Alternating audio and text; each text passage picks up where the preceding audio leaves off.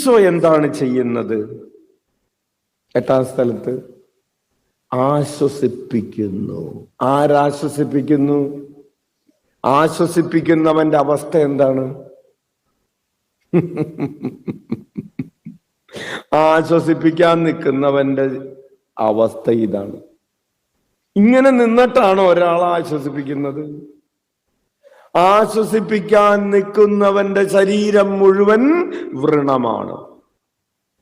ആശ്വസിപ്പിക്കാൻ നിൽക്കുന്നവന്റെ ശിരസ് മുതൽ ഉച്ചി മുതൽ ഉള്ളങ്കാല് വരെ ചോര ഒഴുകാണ്.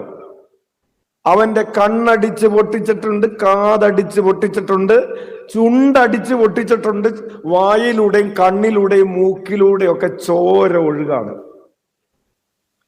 അങ്ങനെ ചോര ഒഴുകിക്കൊണ്ട് നിൽക്കുന്നവൻ ആശ്വസിപ്പിക്കുകയാണ്. ഈ കഷ്ടതയിലൂടെ കടന്നു പോവുകയാണെങ്കിലും കഷ്ടത അനുഭവിക്കുന്ന ഒരാളുടെ കണ്ണീരൊപ്പാൻ നിനക്ക് കഴിയുമെന്നേ. നമ്മളൊക്കെ നമ്മുടെ കണ്ണീര് കൊണ്ട് കണ്ണ് കാണാതെ ആയവരാണോ?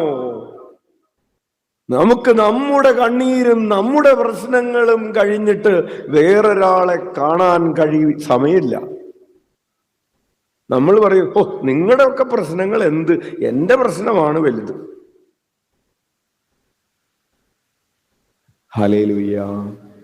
നമുക്ക് ആരുടെ പ്രശ്നമാണ് വലുത്? വേറൊരാൾക്ക് ക്യാൻസർ വന്നാലും കുഴപ്പമില്ല, എനിക്ക് എൻ്റെ തലവേദന തന്നെയാണ് വലുത്. അപ്പോൾ 8-ാം സ്ഥലത്തെ ഈശോ, നീ കരഞ്ഞുകൊണ്ടിരിക്കുമ്പോഴും അപരന്റെ കണ്ണീരൊപ്പാൻ നിനക്ക് കഴിയുന്നുണ്ടെങ്കിൽ നീ നടക്കുന്നത് ഈശോ നടന്ന വഴിയിലൂടെയാണ്. ഹല്ലേലൂയ.